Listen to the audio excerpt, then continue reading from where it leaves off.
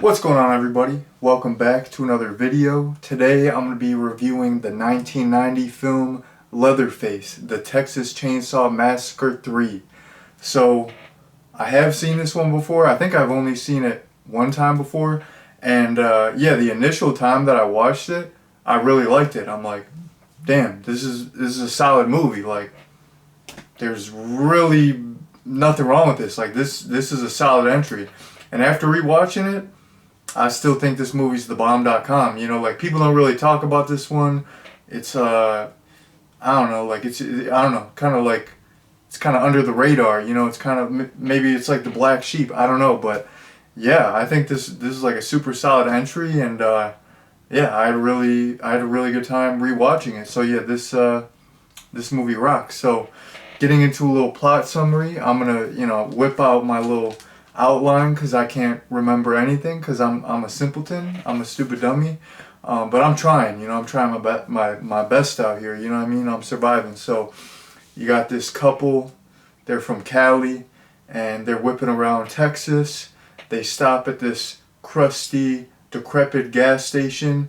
You got some unsavory, crusty individuals there, and they're just trying to get some gas, go on about their business, and this fight breaks out between this one guy. His name is Alfredo. I'm not making this stuff up. Homeboy's name is Alfredo. That rocks. He's a weird dude. Like, he's like creeping on the chick. He's like a peeping Tom. He's got like a little peephole in the wall. He's just watching her take a piss for some reason. Like, hey, like, I don't know. Like, so I don't know. That's how he gets his kicks. That's, it really turns him on. So yeah, homeboy is named Alfredo. He's watching a girl take a piss. It's not like that's already two wrongs. Like, right there, it's not looking good for you, homeboy. Like, I don't know. But anyways, this creepy guy Alfredo fights with this one guy, Tex, who's played by Viggo Mortensen. You already know. You know the drill with horror movies. Like, you watch some super low budget horror movie, you'll just randomly see some A-list celebrity pop up. It's like, oh shit, there's that homeboy from Lord of the Rings. Like, what the fuck is he doing in this? I don't know. I can't call it. But anyways, Alfredo is fighting Viggo Mortensen. Shots are fired. They're lighting each other up. And this couple from Cali, they dip.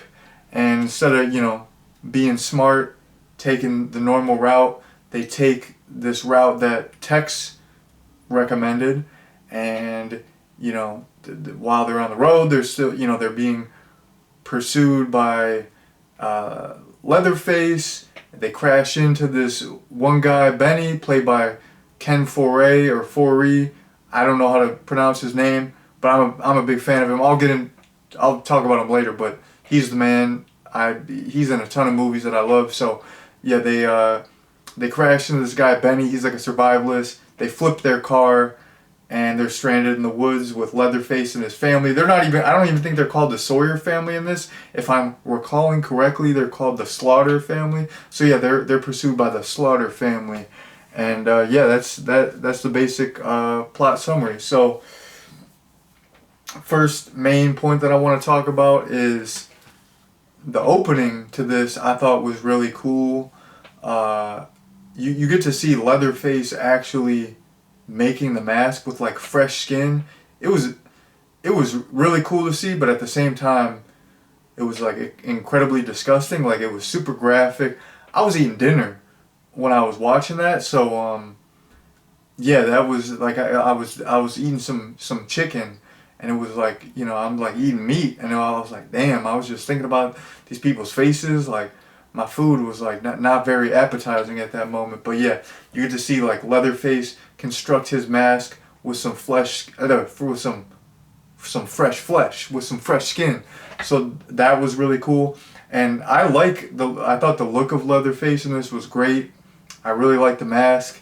And I actually own the mask from this movie. This is like the only Leatherface mask that I own. Because back in the day, I was filming this video. It was like a music video.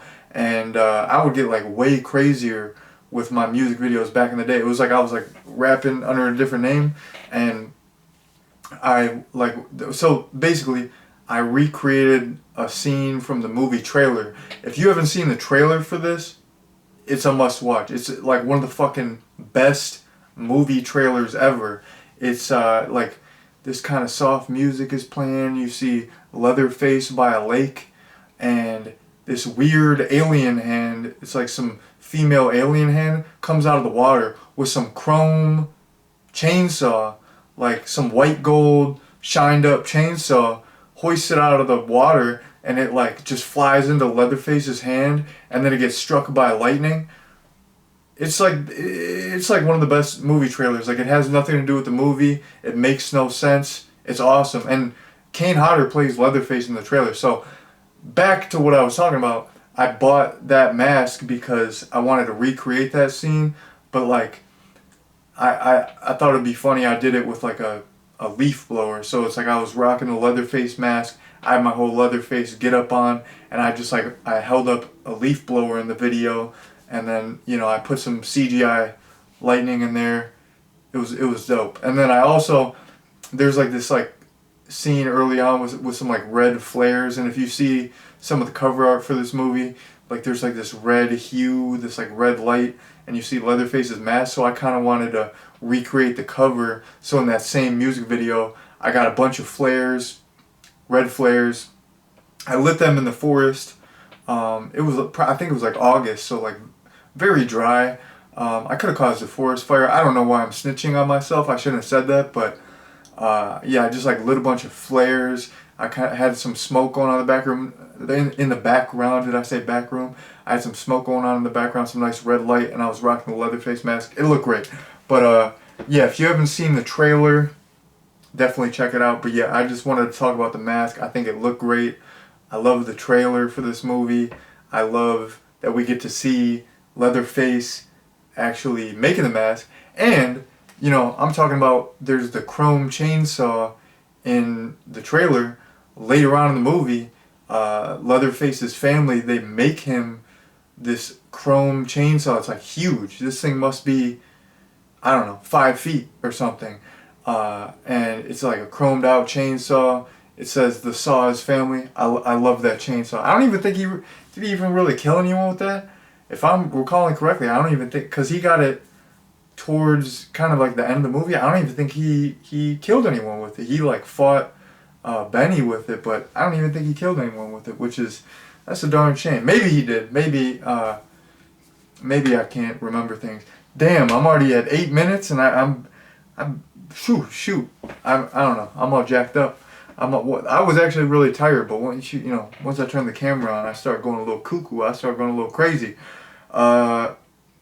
Actually, perfect timing. I was talking about Benny. I want to talk about Benny some more because he rocks. So he's played by Ken Foray. I'm probably butchering his name, but I'm a big fan of him. He's the guy from the original Dawn of the Dead. That's the only Dawn of the Dead that I've seen, but I really like that movie. I gotta see the remake, but that's a dope movie. That's a certified hood classic. He's also in like every Rob Zombie movie. He plays Joe Grizzly. I'm Joe Grizzly, bitch. Let me pass this beast in peace. That's classic. That's great stuff.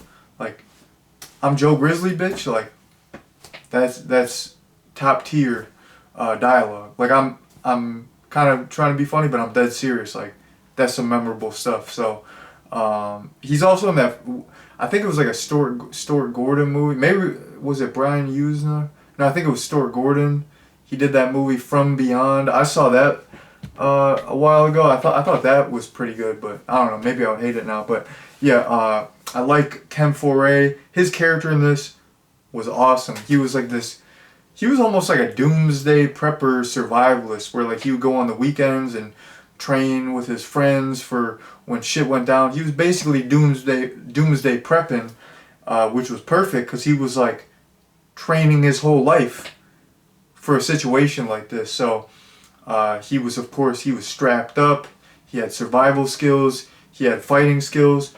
So it was cool to have a character that was evenly matched with Leatherface. I mean, I guess you know, Dennis Hopper's character was kind of like the same deal where he was pretty badass and he was like an even match for Leatherface. But I like that when we get, you know, an even match. Like, he was fighting everyone. He was fighting Leatherface early on. Leatherface pulled out some like mini chainsaws, like chainsawing him. He fights Viggo Mortensen's character Tex later on. That's an awesome fight. They're just beating the shit out of each other.